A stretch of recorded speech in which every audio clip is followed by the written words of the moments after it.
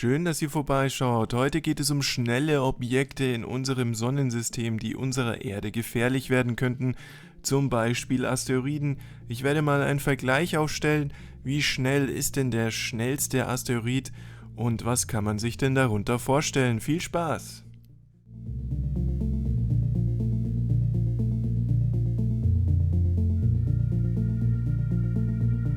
So, fangen wir doch gleich mal an. Ich werde erstmal etwas über Geschwindigkeit erzählen und dann über das Verhältnis zur Größe und Geschwindigkeit. So, kommen wir erstmal zu dem Asteroiden 2009 JF1 mit einer Geschwindigkeit von 59.000 km/h.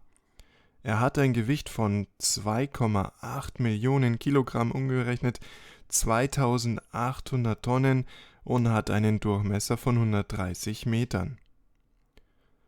Der nächste Asteroid FO32, 124.000 km/h. Das ist der schnellste Asteroid und vom Gewicht her habe ich leider keine Daten gefunden. Er hat aber einen Durchmesser von 440 bis 680 Metern.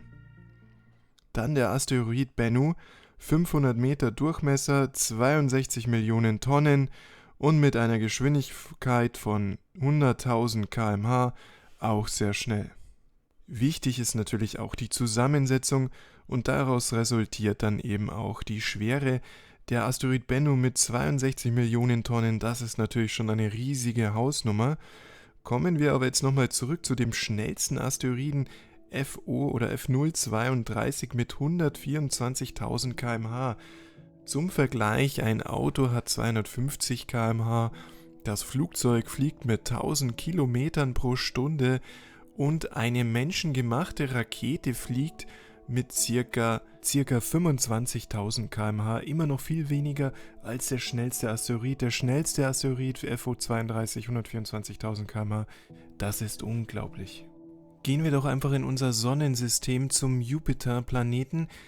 Der riesige Planet hat einen Durchmesser von 140.000 Kilometern und wenn wir jetzt den Asteroiden FO32 nehmen mit 124.000 km/h, legt er 124.000 Kilometer pro Stunde eben zurück, also fast so groß wie der Jupiter groß ist. Und das eben in einer Stunde, das ist eine unglaubliche Bewegungsenergie, die in diesen Asteroiden hier steckt. Das kann man sich kaum vorstellen. Übrigens, die Erde dreht sich um die Sonne mit 107.000 km/h. Das heißt, so ein Objekt könnte sogar noch schneller sein oder beziehungsweise dieser Asteroid ist sogar noch schneller, als die Erde sich um die Sonne dreht.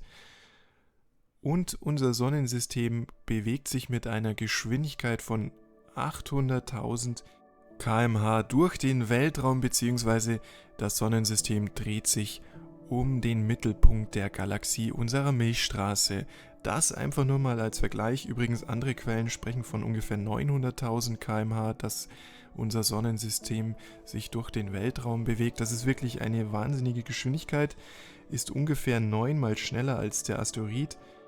Der Asteroid, der 2001 entdeckt wurde, FO32, ist wirklich sagenhaft schnell mit 124.000 km/h. Man muss sich einfach nochmal überlegen, den Vergleich mit einer menschengemachten Rakete, ungefähr 1600 km/h.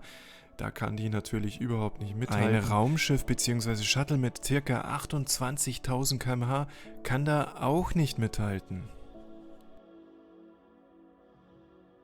Je nach Zusammensetzung des Asteroids kann das natürlich sehr verheerend sein für die Erde. Für alle, die sich jetzt noch für das Verhältnis der Größe des Gewichts und der Geschwindigkeit interessieren, da sieht man jetzt hier eine Grafik von der ESA. Wir haben jetzt hier zum Beispiel einen Asteroiden oder ein Objekt einfach mit einem Durchmesser von 1 Meter und man sieht hier, der trifft alle 2 Wochen auf die Erde auf und ist weniger problematisch einfach vom Durchmesser, vom Gewicht, einfach weil der so klein ist. So, und jetzt hier auch nochmal ein Vergleich. Also Meteorite unter 10 Kilogramm überstehen den Eintritt in die Atmosphäre nicht. Sie verglühen durch die Reibung an der Atmosphäre. Es spielen natürlich auch noch andere Faktoren eine Rolle, ob ein Meteor bzw. ein Objekt mit oder gegen die Erddrehung fällt. Damit kann die Eintrittsgeschwindigkeit geringer oder sogar größer ausfallen. und der Einschlagswinkel ist natürlich auch noch sehr wichtig. Bis 100 Tonnen kann die Atmosphäre die Geschwindigkeit eines Objekts halbieren. Größere mit über 10.000 Tonnen gibt es kaum einen Widerstand mehr. Da haben wir zum Beispiel den Asteroid Bennu mit 62 Millionen Tonnen.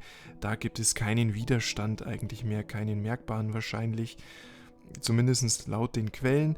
Und der Asteroid 2009 JF1 mit einem Gewicht von 2800 Tonnen, da gibt es dann natürlich nochmal einen gewissen Widerstand, der hat aber auch nur einen Durchmesser von 130 Metern. Wie gesagt, der Asteroid Bennu mit 100.000 km/h und einen Durchmesser von 500 Metern. Hier haben wir ungefähr, der ist hier zwischen Gelb und Rot eingeordnet, hat natürlich auch nochmal, man muss ja auch nochmal ein bisschen unterscheiden, wie ist denn hier das Gewicht. Hier auf der Grafik sehen wir nicht das Gewicht der Asteroiden, sondern die Einschlagsenergie in Megatonnen umgerechnet in TNT. 750 Megatonnen, der Asteroid Apophis, der war schon eine richtige Granate. Aber der Asteroid FO32 mit einem Durchmesser zwischen 440 und 680 Metern, mit 124.000 km/h, da ist die Geschwindigkeit natürlich auch nochmal sehr hoch. Da sind wir auch ungefähr im gelben, roten Bereich. Hier sehen wir den Asteroiden, der bei den Dinosauriern eingeschlagen hat. Der hatte sogar einen Durchmesser zwischen 10 und 15 Kilometern, geht man davon aus. Und der hat dann natürlich auch das ganze Wetter und verändert auf der Erde und so hat sich dann auch der Himmel verdunkelt und so weiter und das hat dann letztendlich zum Artensterben geführt der Dinosaurier, so zumindest die Theorie, die Annahme. Also durch die Faktoren der Eintrittswinkel und die Eintrittsgeschwindigkeit, die Größe des Asteroids, die Schwere, die Masse des Asteroids, ich würde den Asteroid FO32 mit ungefähr 124.000 Kilometer pro Stunde schon eher in den roten Bereich einordnen. Dementsprechend könnte der natürlich für die Erde relativ gefährlich sein. Die genauen Auswirkungen sind natürlich schwer vorherzusagen, aber man sollte ja besser mit Vorsicht vorgehen als mit Nachsicht. In diesem Sinne, vielen Dank fürs Zuschauen und genießt das Leben auf der Erde, solange es noch geht und vielen Dank, bis zum nächsten Mal.